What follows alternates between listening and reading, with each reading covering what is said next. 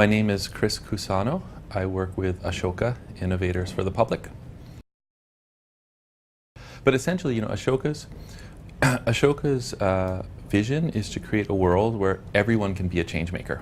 Right? We say that everyone is a change maker, which means that every single person should have the opportunity and the skill and access to address something that they see as a problem in their society, and to be able to try to make an improvement, make a change.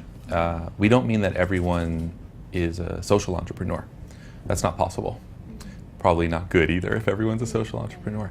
But to be a change maker is really a question of your attitude and almost your personality. Everyone can be someone who's willing and brave enough and feels ready to try to improve society.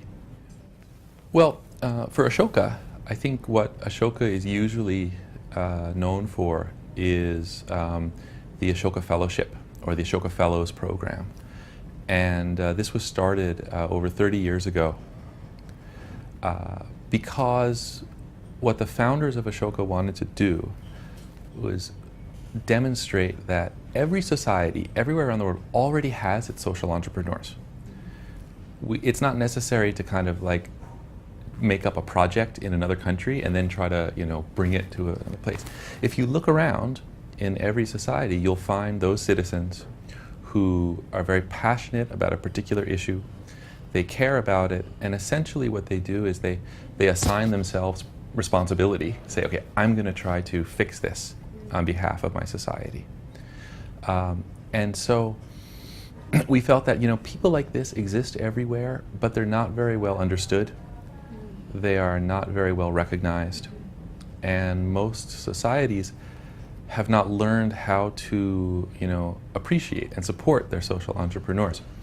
So we started the Ashoka Fellows program to find such people and to at least give them an identity.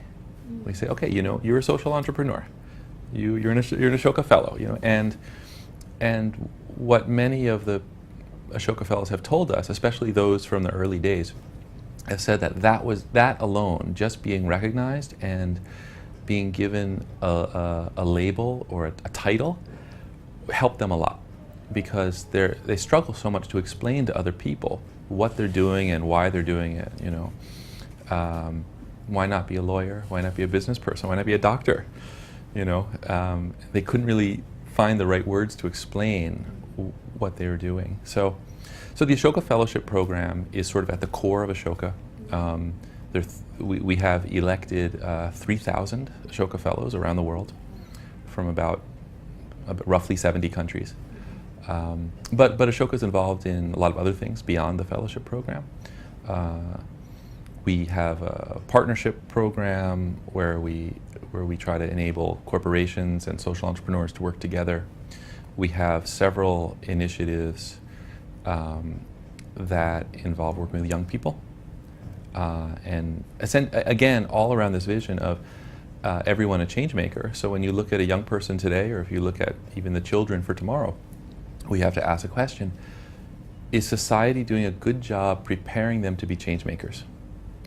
When a child goes to school and sits in school 6, 7, 8 hours a day for 18 years or so, do they learn anything about how to become a change maker, or how to improve society, or how to become an entrepreneurial agent of progress? And the answer, unfortunately, is usually no, they don't. And so when we talk about everyone a change maker, we don't just mean encouraging people to go out and do good. What we mean is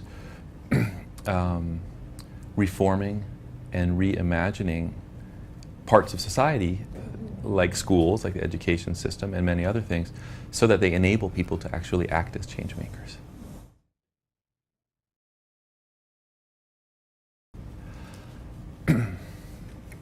Well, some of the challenges are structural challenges, like the ones we just discussed about, the education system. But when we talk about change makers, change makers aren't just don't only act as sort of independent people starting their own organizations. You can be a change maker within a corporation. You can be a change maker within government. You can be a change maker just within your own community. And so the question we all have to face, you and me and everyone, is how do we make that conducive environment? So I think the challenges tend to be challenges that we have created. I mean, that society has sort of artificially created, like this wall that seems to exist between the social sector and the private sector or the business sector, right? We're not quite sure where this came from, but we all understand that this wall exists. We consider it to be two different worlds, two different languages, two different ways of working. Only now are we starting to see some cooperation. Breaking down that wall and redefining what it means to bring value to society without having to put it either in, the box of business or the box of, social change, I think would be a big step forward.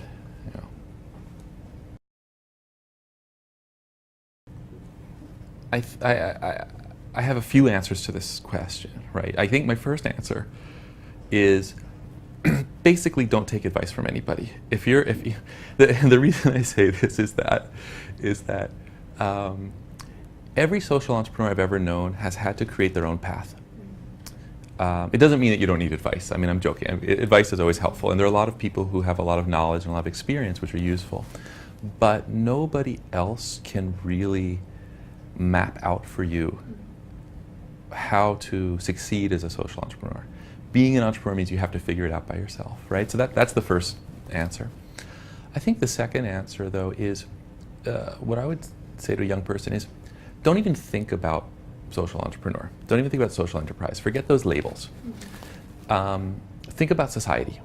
Think about what is it in society that you feel you must change because you feel it's not fair, because you feel that you can do better, because you feel that you want to open up opportunities for more people, because it's that sense of dissatisfaction, but dissatisfaction together with a very constructive approach about creating solutions, which eventually leads someone to become a social entrepreneur. So if someone approaches me and says, I want to be a social entrepreneur, but I don't know what I want to do, I'll say, forget about the social entrepreneur part. Think about what you saw today on your way to your job or to your school. What did you see out the window of the car or on the street? Did you see anything that really affected you? Maybe you saw a poor person begging on the street. Maybe you saw pollution that you just, and if you find something that you feel must change and that you kind of can't really accept the society in its current state, and you want to change it to be something else, that will be the starting point towards becoming a social entrepreneur.